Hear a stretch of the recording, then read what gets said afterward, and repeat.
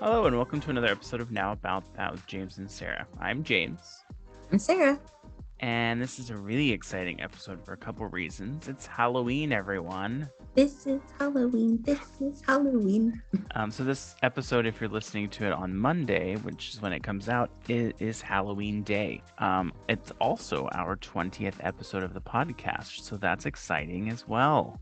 Yes, it is. We've done 20 of these episodes. Well, technically, we've done 19 episodes, and there was one about that was just me saying we were changing the upload schedule and why we take a sabbatical. But this week we're going to talk about haunted places in the States and then also the world, and then talk about some paranormal experiences as well. So, Sarah, is there anything in particular you wanted to talk about first? So I was going to, because I looked up some haunted places and I found this list from wanderlust.co.uk about the 10 most haunted places in the world. So I thought we could start there. Okay. A couple of there's one in here that I definitely don't agree with, but that could just be me. Whatever, that's fine. Anyway, so number one on the list is Chateau de Brissac, and that's in France. I don't know how to pronounce this. My French isn't that good. But anyway, it looks like Maine et Loire, Loire. Anyway, so it's the highest castle in France with 7 floors, 204 rooms. And it was a fortress built by the Counts of Anjou in the 11th century. And apparently the most active ghost there is La Dame Verte, which would be the Green Lady.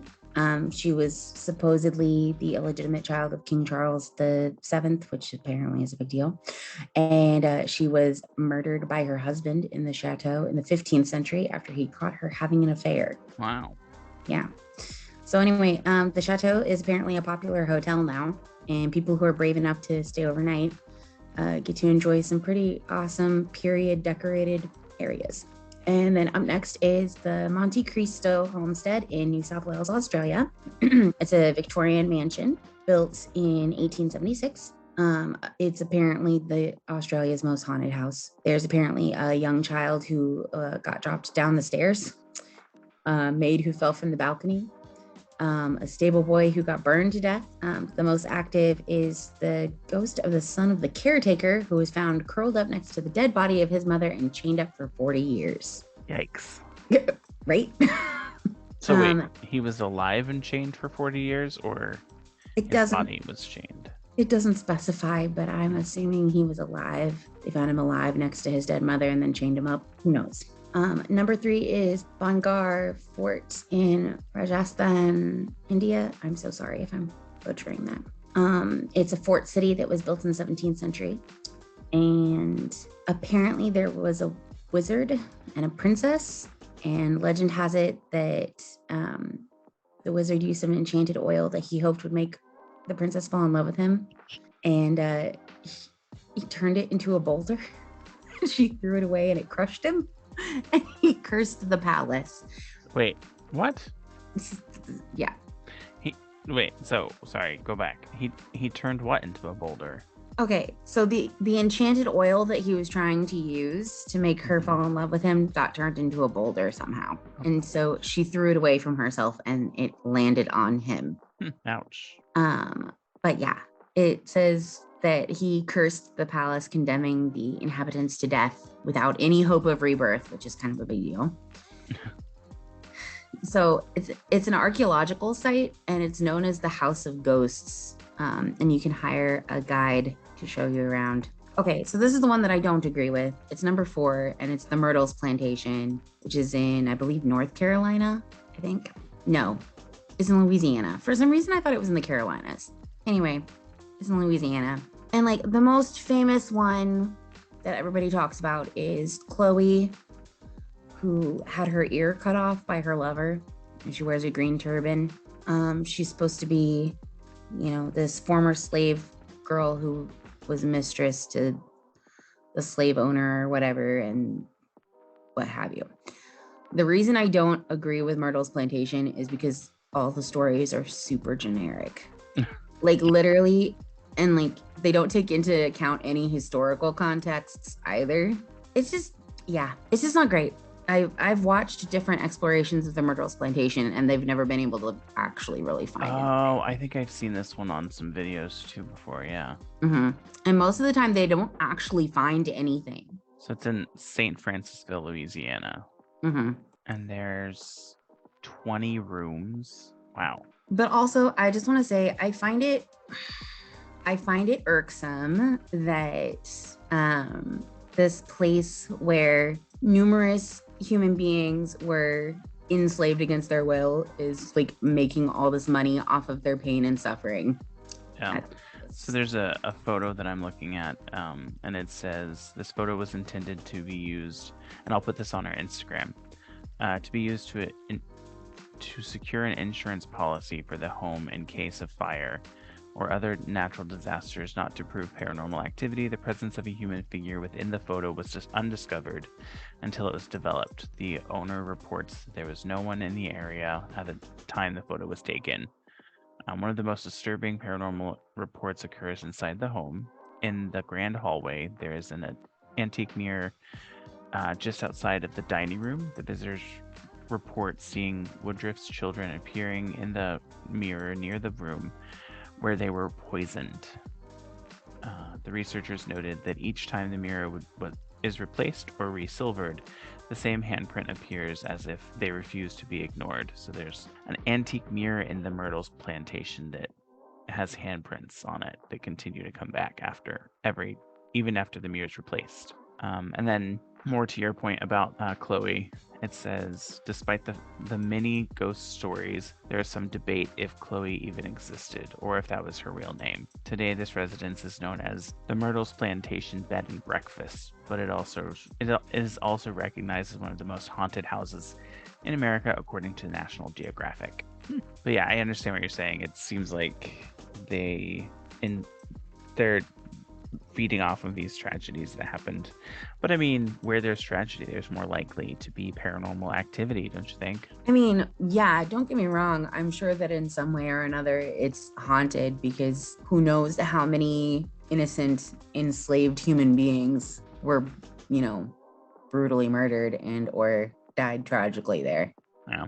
And maybe before we get too far into it, I personally don't. It's not that I don't believe. It's just I've never experienced it. So not experiencing anything paranormal I'm less likely to believe it until I experience something happen myself. That's fair. But that's just me. I've definitely had paranormal experiences, so I am definitely what one would call a believer. Yeah, and later we can talk about those paranormal experiences, Sarah. Yes. Yes, we can. All right. Do you want to keep going with your list? Sorry. Yes. Next one is Dragsholm Castle in Denmark. It is one of the oldest castles in Denmark and was built in 1215. It's thought to be the home of at least 100 ghosts, including the Earl of Bothwell, who was the husband of Mary, Queen of Scots. And you may also see the White Lady wandering the halls, who's a skeleton who was found encased in a wall by builders in 1930. Almost every place has a White Lady ghost. Oh, like they call her the White Lady. Yeah. There's a supposedly haunted library in Indiana that has its own White Lady ghost, apparently. Let's see. Up next is Ancient Ram Inn in Gloucestershire, England. Built in 1145. It was run by priests who kept slaves and workers in there to help build the St. Mary's Church. It has been reported to be the scene of a child sacrifice and devil worship. And it's widely believed that the redirecting of water on the ancient Ram property caused a portal for dark energy to open up, meaning that there are many ghosts haunting the inn. Okay. I'm just like, apparently it's been featured on Most Haunted and Ghost Adventures, which Ghost Adventures, I believe that. I believe it was featured there. Ghost Adventures does everything. Next up is Castle of Good Hope, Cape Town, South Africa. Built in the 17th century by the Dutch East India Company. It is the oldest building in South Africa. The first ghost was spotted in 1915 when the apparition of a tall gentleman was seen jumping off the side of one of the castle walls. There's also apparently a lady in gray who's often seen running through the castle, holding her face and crying hysterically. Apparently, though, they actually discovered a woman's body during some excavations, and the lady in gray hasn't been seen since then. So maybe they fixed it and got her body to rest, Maybe. potentially. Sometimes the bell in the bell tower will ring on its own, and there's the ghost of a black dog that likes to pounce on unsuspecting visitors. Oh, that's fun. Up next is the Hellfire Club, which is in Ireland. I actually want to go here. It was a hunting lodge built in 1925.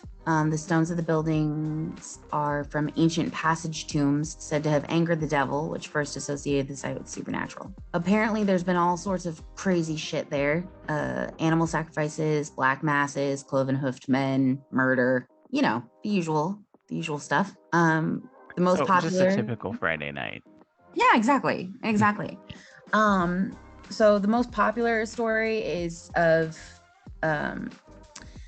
a satanic creature in the form of a man who gets discovered when one of the players during a game of cards drops a card, and then on picking it up notices that the guest has cloven hooves. So there's also stories about a big black cat the size of a dog.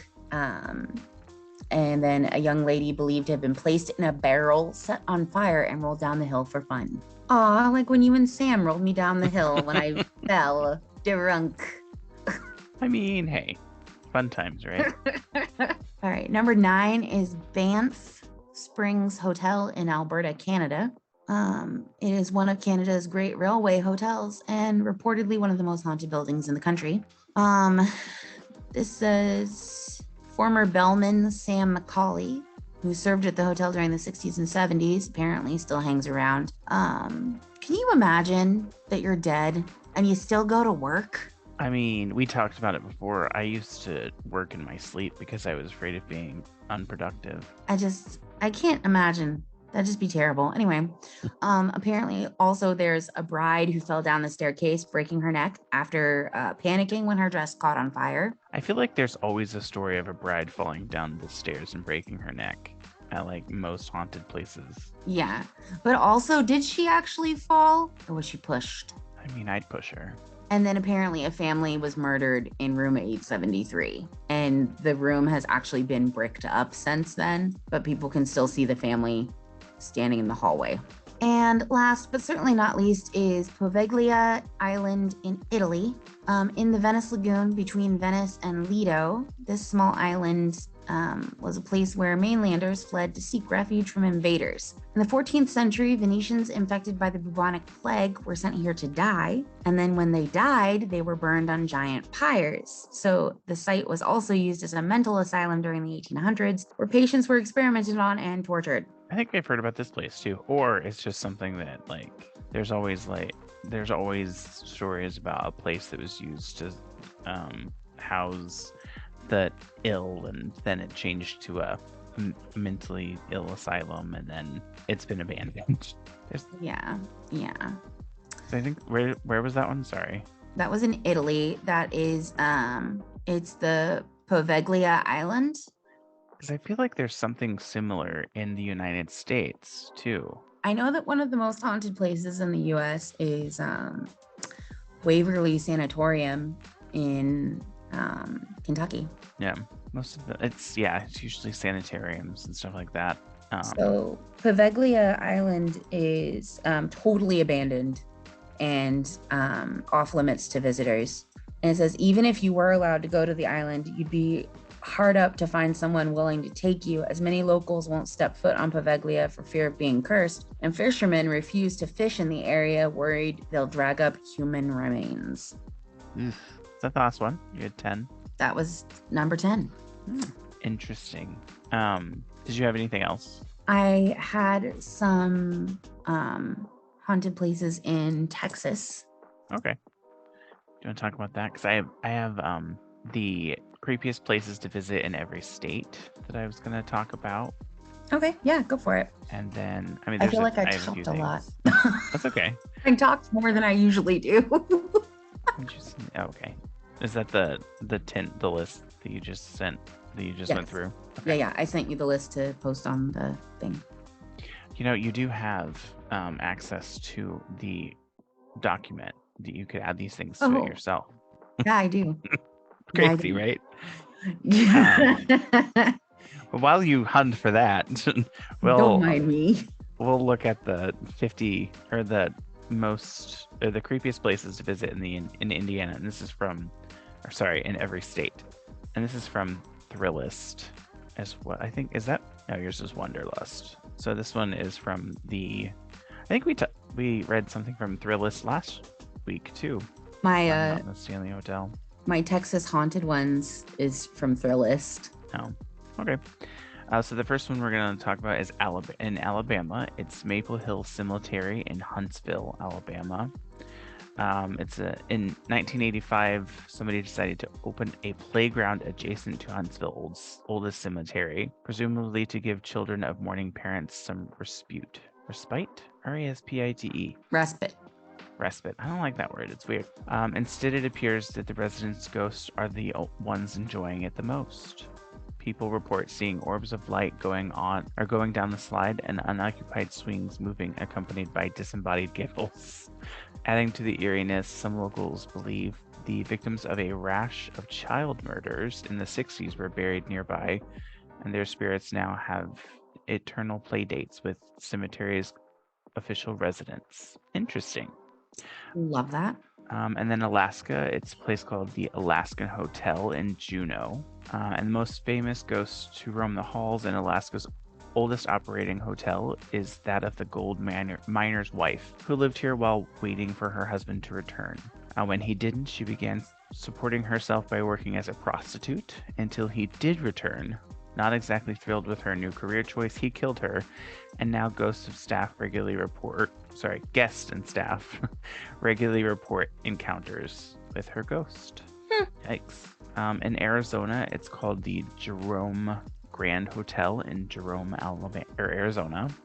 Well, I keep saying Alabama. It's located in the scenic hills outside Jerome, an old gold mining hub, once known as the wickedest city in the West, and today is one of Arizona's coolest small towns. The Jerome Grand Hotel, formerly known as United Verde Hotel, or Hospital, sorry, Verde Hospital, originally built in 1917 and rebuilt in 1926 after a mine explosion destroyed the first. The Great Depression caused the hospital to take a serious downturn by 1950. It had been abandoned entirely. The hospital sat essentially dormant until it reopened as the Jerome Grand in 1996. And then it says the specter of a maintenance man found dead in the basement in the 1930s. There's human-shaped figures that roam the halls and children who run and laugh in the corridors, and even the spirit of a cat who scratches guests at the door at night. Oh, sorry, scratches at guests' doors at night, begging to be let in. Okay. Yikes. And then Arkansas, it's the Arlington Hotel in Hot Springs. And history weighs on this place as well as on our minds. 4 presidents have stayed here, plus Babe Ruth and Al Capone. Outside, the old-timey lamp lights guide your walk through the downtown spring-fed spas and draw visitors to the resort town. Echoing against the stone buildings and set against a backdrop of steep, inky forest. Even the disturbing fountains sound ghostly and ominous. There's really no information about why it's considered the most. I guess it's the creepiest place. So it doesn't necessarily need to be haunted. The Turnbill Canyon in Whittier, California is a it says California is packed with terrifying places, from cult compounds to famous murder sites, haunted hotels, and mysterious mansions, but one of them come with a promise of a brisk, scenic hike. Turnbill Canyon offers a 4-mile hike through the sprawling Puente Hills. Keep an eye out for sweeping city views, and the ghosts of 29 people who perished here in a plane crash in the 50s, and the ghosts of children who, according to uncorroborated legend, were taken from a nearby orphanage and used in a ritualistic sacrifice. Well, that's mortifying. Yikes. There's also teens who were taken from. Oh, sorry, teens who were found, or teens found some old electroshock equipment from the canyon's burnt down asylum and fried his brain despite not having power. Yikes. Okay. In Colorado, it's the Stanley Hotel, which was the site for The Shining. we both did the exact same thing. The Shining, yeah. So it's apparently a really haunted hotel as well. And it was also, it may not look like the film unless you watch the 1990s made-for-TV movie version, which was actually shot here. So there was the 1990s Stephen King, The Shining was a made-for-TV movie that was shot on site at the Stanley Hotel.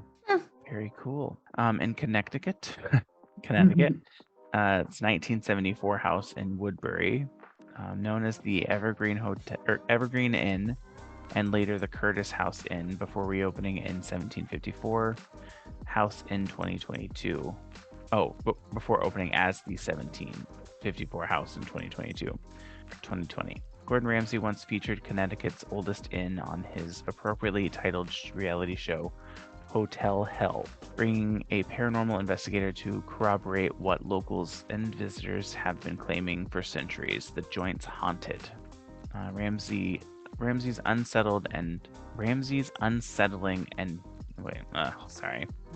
unsettling difficulty exiting his room before a 5-day stay could have been due to faulty hardware, but try telling that to the ghost who've reported disembodied voices. The guests who've reported disembodied voices. I'm not having a good day, apparently.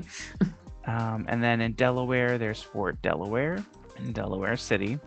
In Florida, there's Fort East Mateo Museum in Key West. In Idaho, there's the Old Idaho Penitentiary in Boise, Idaho. Illinois is the Old Joliet Prison in Joliet. I think it's Joliet. Joliet. In Indiana, it's the Haunted Bridge in Avon. So we Which I've never been to. I've never been to the Haunted Bridge, but I've been in Avon many times. I've also been in Avon many times, but I've never been to the bridge. Let's see. Indiana is filled with enough haunted inns and estates to pack a whole town. But for a little skin crawling outside of a big city, head to the sleepy bedroom community of Avon, home to one of the nation's creepiest looking haunted bridges. The decrepit seeming concrete railroad span looks as old as the pyramids and sports an undeniably sinister air, especially if you drive beneath it at night. If you care to park and poke around, locals say you might encounter the ghost of a weeping woman whose child was killed on the railroad tracks, or a drunken worker who fell into a load of wet construction concrete and was entombed in the bridge itself. But even if you're just driving through, you're likely to get chilled. I wish it had a picture of it. There's I actually just looked it up. It's in Hendricks County, and the legend says that there was a mother who'd been walking with her baby on the tracks and both fell to their deaths. The mother's wailing for her infant could be heard when you drive under the bridge. So in an effort to muffle her screams, you were to honk every time you go under the bridge. But I will send you the link. There's a picture of what it looked like in ye olden days. Oh, there was a link included and I clicked on it. Fine. Don't look at the link I sent you. I will look at it. Oh, I think it's just taking me to the link that I just went to. Yeah, it's taking me to the exact same link. Nice. It was built in 1906. Wow. Where is it? County Road 625 East, or by following a back road inside Washington Township Park. Okay, back to the list. So we just talked about Indiana. In Kentucky, it's the Sauerkraut Cave in Louisville, according to this. Louisville. Whatever. Oh, I skipped Iowa and Kansas. Wow. I don't know what just happened there. Oh, no. So in, let's see, Iowa, we have Valeska's Murder Hotel or Murder House. Oh, yes, I've heard of this. Valeska? Yeah, Valeska. The axe murders. For a truly one of a kind night away, book in the Belisca axe murder house, the aptly named home where 8 people were axe murdered in their sleep back in 1912. The case is still unsolved. I think I've heard of this too. Moving on though. It's spooky. Yeah. In Kansas, there's a Stoll Cemetery in Stoll, Kansas. Kentucky, we just talked about. Louisiana is St. Roch Chapel, Yellow Fever Shrine in New Orleans. Maine is Mount Hope Cemetery in Bangor, Maine. Maryland is Coffin Rock near Burkittsville. Massachusetts is the Lizzie Borden Bed and Breakfast, which is in Fall River, and I literally live like 30 minutes from here, and we still haven't gotten to go yet. Yep. In Michigan is the St. Manitou Island in Leland, Michigan. Minnesota is Wabasha Street Caves in St. Paul. Mississippi is the University of Mississippi Medical Center in Jackson. Missouri is Main Street, St. Charles. Montana is the Fairweather Inn in Virginia City. Never understood that. Nebraska is Seven Sisters Road in Otoe County. Otto? Otoe? Oh, maybe not. She was correcting me and she wasn't even looking at what I was seeing. In Nevada, it's the Clown Motel in Tonopah. In New Hampshire, the Omni Mount Washington Resort in Bretton Woods, which we just went to New Hampshire the other day, last week, actually. Nice.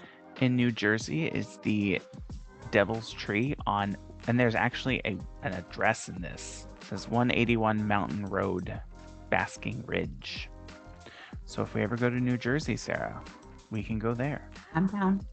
In New Mexico, it is the Dawson Cemetery in Samonrish. New York is United States Military Academy at West Point. North Carolina is the Biltmore Estates in Asheville. Which I think I just read about this, the Biltmore Estates. North Dakota is Fort Abraham Lincoln State Park in Mandan. Ohio is the Ohio State Reformatory in Mansfield, Ohio. Oklahoma is the Skirvin Hotel in Oklahoma City. Oregon is the Edgefield Hotel in Troutdale. There's a lot of hotels on this list. Yeah, which is not surprising to me. Pennsylvania is Eastern State Penitentiary in Philadelphia. Rhode Island is the White Horse Tavern in Newport, which is not too far from where I live. I mean, it's Rhode Island. Nothing's too far from where I live. South Carolina is Banyard Ruins in Union. South Dakota is Sitka Hollow State Park in Sisseton, Sisseton. No idea. Sure. Tennessee, the Bell Witch Cave. Yes. I've heard about that one, yeah. I love that one. It says every kid in Tennessee grows up scared of the Bell Witch. Daring each other at sleepovers to say I hate the Bell Witch 100 times in front of the bathroom mirror to summon her malevolent spirit. 100 times? That's a lot, yeah. I would lose count. I would get bored after 5. Texas is the Yorktown Memorial Hospital in none other than Yorktown, which you might talk about on your list later too. Yeah, I believe that's listed on mine. Yeah. And then in Utah is Moon Lakes in High Uintas, Uintas. Uintas? Sure. In Vermont, it's the Lake Bomoseen State Park in Castleton. Virginia is Beacons Castle in Surrey. Washington Northern State Hospital in Sedro-Woolley.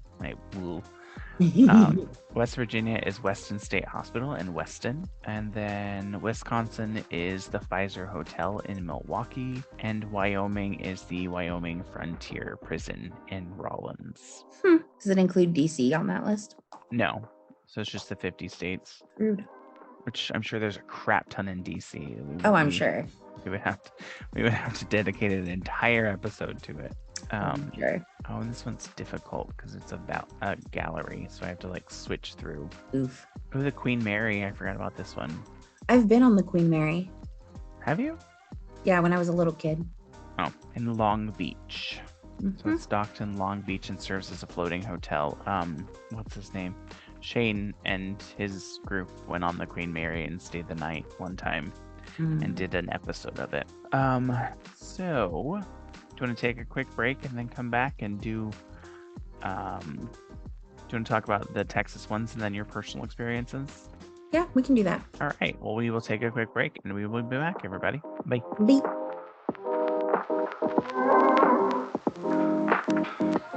All right. Welcome back. So Sarah, did you want to go ahead and start off with your list of stuff in Texas? Yes. So I'm not going to read this whole thing just because it's actually really, really long. But there's a couple that I really thought looked interesting. So one of them was Woman Hollering Creek in San Antonio. That's what it's called, Woman Hollering Creek. So this list, which I got from Therlist, like we were mentioning earlier, says most Texans have heard their grandmother say these terrifying words, La Llorona will get you. Well, San Antonians can probably thank Woman Hollering Creek for that. According to urban legend, a woman who was physically abused by her husband drowned her children in this river. Now, her high silver voice mourns for her dead children along the banks of the creek.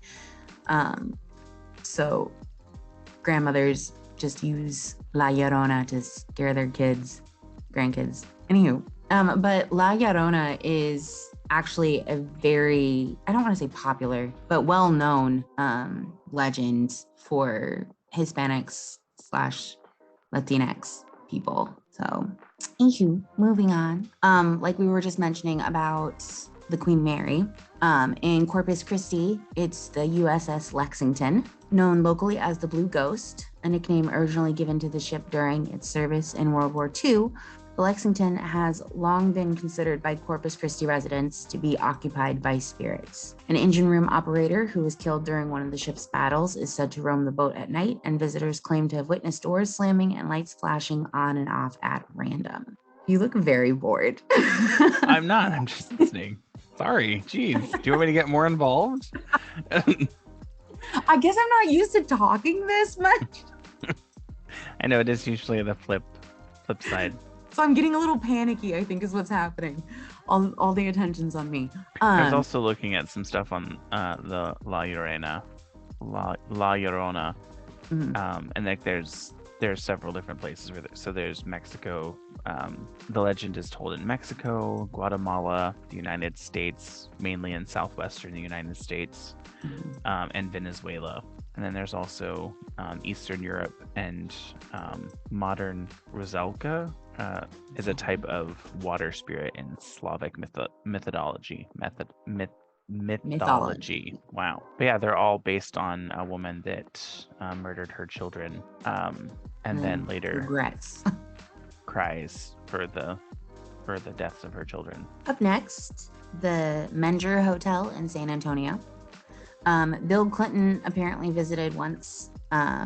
It says that the most infamous ghosts, I don't know why it's calling them infamous, is ex-president Teddy Roosevelt. Apparently likes to hang out, likes to serve himself a drink. And then a chambermaid named Sally, who was killed by her husband in 1876 and just continues cleaning every day. So sad. Not only did she get killed by her husband, she then is now stuck cleaning for the rest of her life. The rest of her afterlife, she keeps cleaning. That's a double L, man. I was gonna say, do we think, when Bill Clinton went, do you think he went with Monica or? Oh, who knows, man. All right. I think this is the last one that I was wanting to talk about. And actually, the reason I wanted to talk about this one is because I've been told by a couple of different people here in Texas that I should go to Marfa. Because when I talk about the stars in Arizona being like exquisite, everybody's just like, oh, you should go to Marfa. It's so much prettier in Marfa. Martha, like the name Martha? Marfa. So okay. Marfa. So anyway, apparently they have something called the Marfa Lights. They're not sure if it's space aliens angry ghosts of Spanish conquistadors, or headlights reflecting in the atmosphere. Whatever the case, the yellow-orange spheres floating just above the desert foliage near US Route 67 remain unexplained to this day. So if you're looking to bask in the city's beauty for a couple of days before investigating these lights, they have a roster of modern and vintage hotels nearby to choose from. That's fun. Right? If I ever come to Texas, which I don't think I will ever come to Texas, we might go see it. I was gonna say, that's fair. That's reasonable. For the record, Yorktown Memorial Hospital was also on this list. So. Oh, okay. Interesting. So I have another list that's called 22 Most Haunted Places in the World, and it's from hauntedrooms.co.uk. The number one, which we actually just talked about earlier in the United States, is the Eastern State Penitentiary in Pennsylvania. And its reports include shadowy figures that seem to quickly turn away when approached, a dark figure that is occasionally seen in the guard tower. What is that noise? My phone Did you started just going get a off. phone call? No, my phone started going off. Speaking of paranormal activity, hey-oh. Anyways, so an evil cackling is heard coming from cell block 12. Shadowy figures have been seen sliding down walls in cell block 6, and ghostly faces have been witnessed in cell block 4. And then the Waverly Hills Sanatorium in Kentucky. It's been featured on Ghost Adventures, Ghost Hunters, and the site's most haunted. It doesn't say anything about like the type of apparitions or anything that have been seen there, which I thought these would all list something like that, but apparently not. The Monte Cristo Homestead, which you just talked about earlier as well. Castle of Good Hope in Cape Town, South Africa. Did you say that one too? Yes. Okay. And then the Tower of London in London, England. And it's rumored that Anne Boleyn's ghost roams here. With or without her head? She was beheaded, and the headless body has been seen walking through the tower corridors. Yep. Often near the spot of her demise. Other full-bodied apparitions have also been seen, including Lady Jane Grey, spotted by a guardsman in 1957. In the White Tower, the White Lady, again with a white lady, has been seen often standing at the window where she once stood waving her children on the other side of the waving to her children on the other side of the building. And then it says perhaps the most spine-chilling of all reports includes the mysterious appearance of two children. They have been witnessed throughout the rooms of the castle. They're often seen in their nightgowns holding hands and with a look of terror on their faces. It's believed that these are two former princes who were sent to the tower as they were deemed illegitimate by Parliament. They vanished one day, and it was assumed they were murdered by one of their uncles, by order of their uncle, the Duke of Gloucester. Two small skeletons were exhumed beneath the staircase in the White Tower. Wow. And then the Ancient Ram Inn in Gloucestershire, England. It's a bed and breakfast now. And people often flee in the middle of the night, seeing full-bodied apparitions in their rooms, and the feeling of being touched or pulled, disembodied voices, and just the general sense of evil. Fort George Citadel in Nova Scotia, Canada. Ghostly figures that have been witnessed include an older man, a woman, a man in a red cloak, and an older lady who has been known to show herself in mirrors. A little girl is said to follow groups taking part in the ghost tours, with the group members often experiencing her holding their hands. The other reports include disembodied voices, unexplained bangs, and knocks. Mists captured on film with a naked eye. And then Banff Springs Hotel in Alberta, Canada. Terrifying reports include citing a bride who fell down the staircase, breaking her neck after panicking when her dress caught fire. Didn't you just talk about that one? I did. In a different state, right? Or was it in this one? I don't remember now. I feel like the one you talked about was in Italy. No, that was the island. Island, yeah. And then Chateau de Brassic Oh, this is the one you talked about in France. Yep, where the green with the green lady. We're gonna skip this one because I can't say the name, but it's in Sweden. Same thing with this one, but it's in Indonesia. Well, it says Lawang Senu Su. It's an Indian railway company. And it means 1,000 doors. Let's see. Lawang Senu is believed to be the most haunted place in Indonesia, with many tourists visiting the beautiful building to hopefully catch a glimpse of the paranormal. Among the many ghosts that have been reported here, the most popular and often cited spirit is the Dutch woman. She had committed suicide there and was captured on film during a TV program. Headless spirits are known to wander its corridors and grounds, and the basement in B building is believed to be haunted by a Kuntilanak, Kuntilanak. I have no idea. I have no idea either. And then the island that you were talking about earlier in Venice, Italy, the island of the dolls in Ochimilco, Mexico, near Mexico City. The island, or its island, or La Isla de Muñecas. I'm terrible with Spanish. I have no idea. And then it says locals believed that the young girl's spirit had been unable to leave the island ever since her death. Oh, sorry, let me read further. Julian was unaware of the area's dark history when he moved there to become a hermit. Legend says 3 young girls were playing near the water in the 1920s when one of the girls fell in and drowned in the murky waters. And then locals believe that the young girl's spirit had been unable to leave the island ever since her death. It soon grew to quite a reputation as a haunted place, and locals wouldn't go near it at night for fear that they may see her. And then Julian, I'm guessing the person that moved to the island, Julian Santan Barrera, claimed that the little girl began speaking to him as soon as he moved to the island. The girl told Julian how she had died and was trapped in the island, and he began to get dolls for the little girl, often selling off fruit and vegetables that he had grown on the island to buy old dolls for her to play with. So if this guy moved to the island to become a hermit, he could have just made up this entire story so people would not come to the island. I mean, he could have, except people go to the island. It's true. That says, well, I think he died.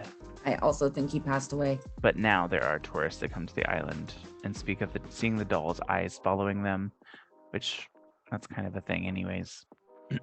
Edinburgh Castle in Edinburgh, Scotland. I guess I can't use this stupid mouse. St. Augustine Lighthouse in Florida. I've been there. So in this one, the apparitions of 2 girls have been reported on several occasions by both visitors and staff. Girls are believed to be the daughters of Hezekiah Petit. Hezekiah Petit? I don't know.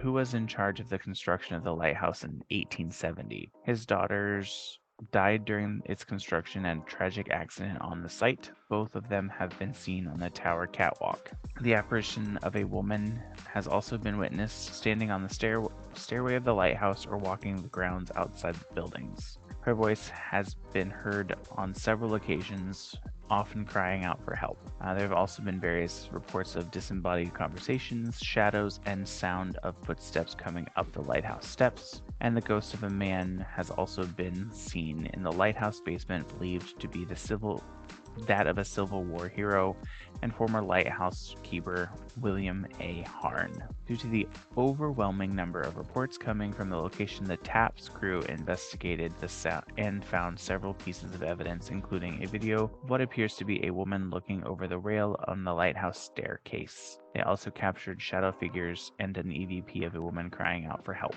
and they coined it the Mona Lisa of paranormal sites.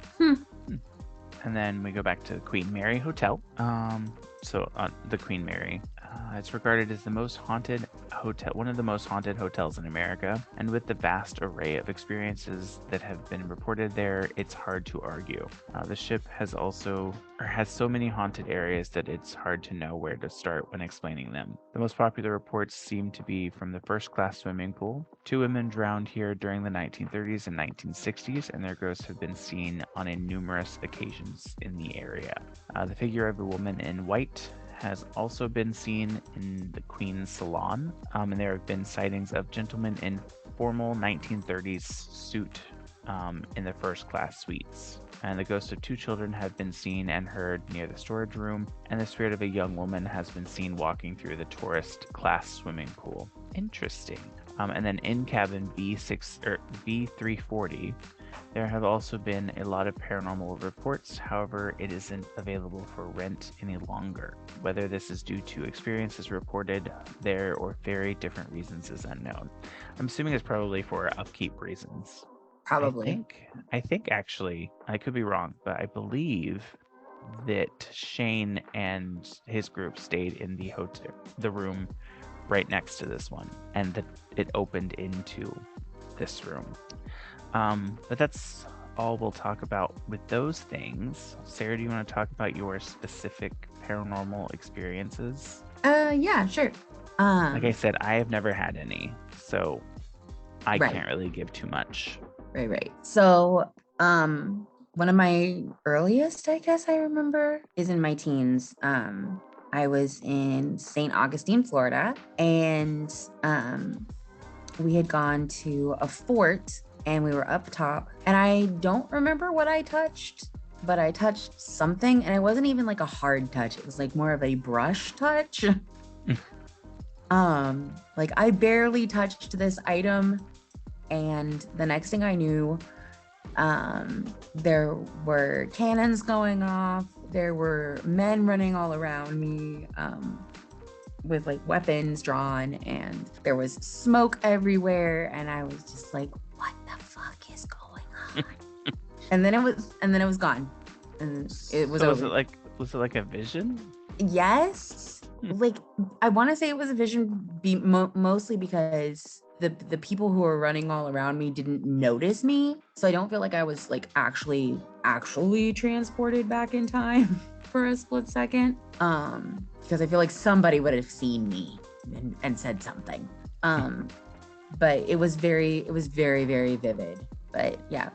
Ow. And I used to hear boxes moving downstairs all the time in the house in Poland. Do you remember that house? Yeah. So I'd be upstairs doing homework in the living room, and I'd hear like somebody coming up and down the stairs and moving boxes when I was the only one who was home. So Interesting. Is that it? I mean, I hear ghosts, but like that's a pretty regular occurrence now. Yeah. I will say I've never like 100% experienced anything, but there are times when it feels like I can feel like there's something like I'm being watched. Mm-hmm. Or there are times when I'll wake up and think I see something and not be able to move. Kind of like a not a night terror, but is that what that's called? What is that called? No, a night terror sounds right. Like where or sleep paralysis. Sleep paralysis, that's where I was going. But it's like, I mean, after a few seconds, I just fall back asleep or I just move. Ryan has a lot of sleep paralysis or night terrors. I'll wake up in the middle of the night and he'll quickly wake up and stare off into the space or into like a certain part of the room and say something and then go back to sleep. And I'm like, what? What did you just say? Yeah. Or he'll wake up and like start freaking out and like I have to wake up and turn on the light so he can see that there's nothing really there. Man, I wish I had a boyfriend like you around all the time. I get scared in the middle of the night and I'm by myself unless I'm staying the night with Nick. I don't really get scared of things very often. I used to be afraid of the dark and like if I had to go down a dark hallway, I would always have to like run to the end to turn the light on. Oh yeah, really yeah. quickly. Like now it's like I walk around this apartment in the dark all the time, even though there's a light switch on either end of the I was hallway. about to say, even though there's light switches everywhere. Yeah, and I can control it by my voice too. Yeah. You know. Be in the dark. Be in the dark, my sweet little emo kid. No, speaking of Ryan though, when I was visiting you, he and I went to go look at HP Lovecraft's grave. Yeah. And as we're walking through, I don't know if he like touched the headstone, but he looked at this headstone and was just like, that's a nice name. And like takes a couple of steps forward, stops, turns around, and it's just like, I said it was a nice name. You don't have to be snarky about it. I was like, what? Took me a minute to realize. I was just like, oh, okay, all right. We were talking back to the spirit. Got it. I'm just trying to look up some trivia. Let me ask you this. What are you doing for Halloween? Girl, we talked about this. I'm not doing anything. Ryan and I have to work because it's a Monday. And then Ryan and I don't really do anything for Halloween. And You're not going to do anything this weekend? No. Ryan's working tonight until probably like 11 o'clock. So I'll have to make dinner later in a little bit. And then tomorrow, we haven't really talked about what we're doing tomorrow. We might go get lunch or something, and then you guys should go to the Lizzie Borden house. It's not open on Sundays. Even though it's Halloween? I don't think so. You would think that they'd be open on Halloween because that's when they would make the most money. Oh yeah, it does say Sunday, 10:30 to 1, 10:30 a.m. to 1 a.m. There you go. But I'm sure because it's Halloween. Let's check availability. Oh, that's for staying in the hotel. I don't want to stay there. Ghost tour. Look, Lizzie Borden's Fall River Ghost Tour. It's $25. There you go. Extended tour of the first floor. Tax deductible donation to the museum. I don't think we're gonna do that though. I don't know. I'll ask him. See what he wants to do tomorrow. Anyways, do you want to talk about some? Oh no, this isn't. I was gonna look at the trivia, like Halloween trivia, but I'm not finding anything. The link didn't already do.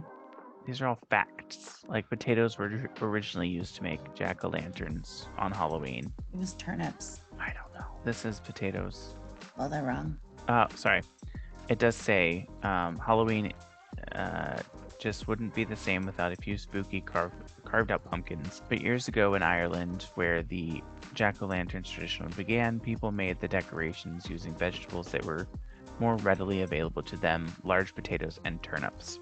There you go. So it does say potatoes and turnips. So root vegetables, basically. Bobbing for apples started as a British courting ritual. I don't think that's sexy. I don't think so either, especially since you're getting your face all wet. That's what I was thinking. Maybe it's your face getting wet for something else. Oh, well, maybe.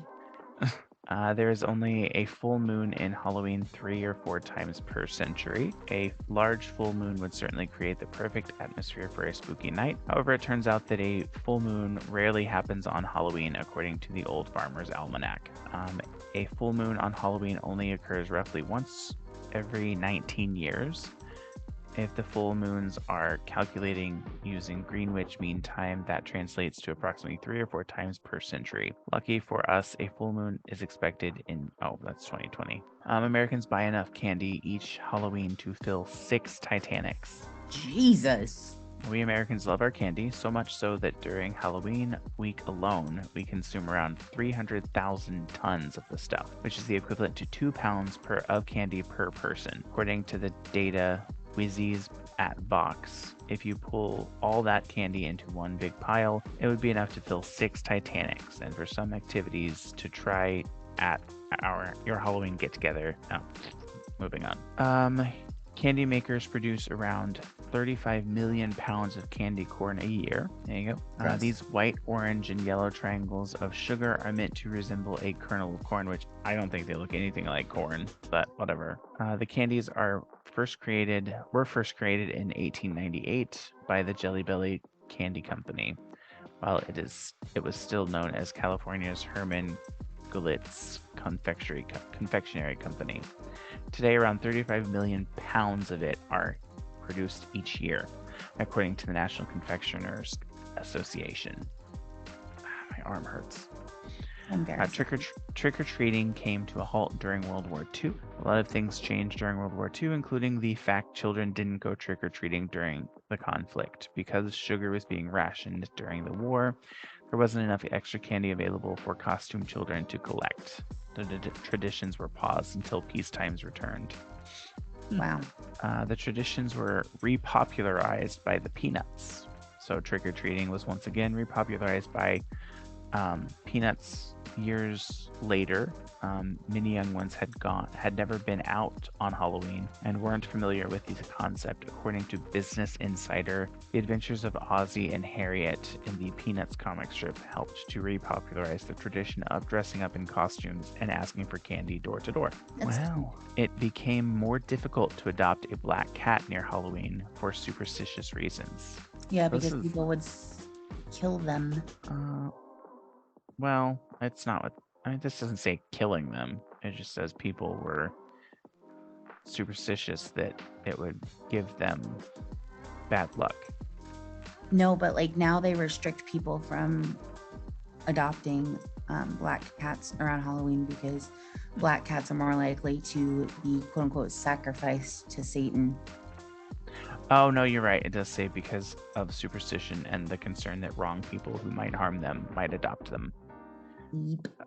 The construction of the world's largest Ouija board led to lots of spooky occurrences. I fucking bet. The largest Ouija board in the world was created on the roof of the Grand Midway Hotel, an appropriately haunted establishment in Winburn, Pennsylvania, measuring 1,302.54 square feet. The Ouija board has amped up hauntings since it was installed, according to the project's co-creator, the hotel resident filmmaker Blair Murphy. Things flipped out throughout the hotel. Energies were swirling. Guests were getting completely freaked out. Murphy told Guinness wonder World. why. It seemed to kick things up into an entirely new level of paranormal activity, and we were seeing floating people and hearing voices, and even the hotel pets were flipping out, reacting to unforeseen forces or unseen forces. Okay. And then this is the last one I'll look at, and then probably call it a night because the little man is asking me to take him out. The first use of the term trick-or-treating came nearly 100 years ago in Canada. Halloween in one form or another may have been around for thousands of years, but we've only been seeing trick-or-treat for about 100 years. According to Nick Rogers, historian and Halloween expert, the earliest reference to the now familiar term can be found in a newsletter clipping from the Blackie Times. That sounds problematic. Oh, it's in Blackie, Alberta. Okay. It's the town name. On November 3rd, 1927. It's a very interesting excerpt in two ways. Rogers told the Calgary Eye Opener, according to CBC. It not only talks about trick-or-treating, but it talks a little about the kind of ritual vandalism that accompanied the holiday, particularly in the interwar years. The most common Halloween costume for pets is a pumpkin. Love that. That's adorable. But anyways, I think that'll do it for this week's episode. Hopefully you all enjoyed that. If you did, please give us a like, comment, and subscribe and share. If you would like to leave us a rating, make sure you do leave us a good one. If you didn't like this episode, piss off. We don't care. If you would like to follow us on Instagram, our Instagram handle is NowAboutThatPod. And if there is something that you would like us to discuss on the podcast, you can feel free to email us at nowaboutthatpod@gmail.com. For those of you listening to this on Halloween, hopefully you have a spooky-filled Halloween and have a good rest of your week. Sarah, enjoy your weekend and do something fun, I guess. You too. I'll probably eat some apples and watch a scary movie. Sounds good. I'm going to watch a scary movie. Now I have to cook dinner, but aside from that. All right, you guys have a good week, and Sarah, have a good rest of your weekend. You too. Bye. Bye.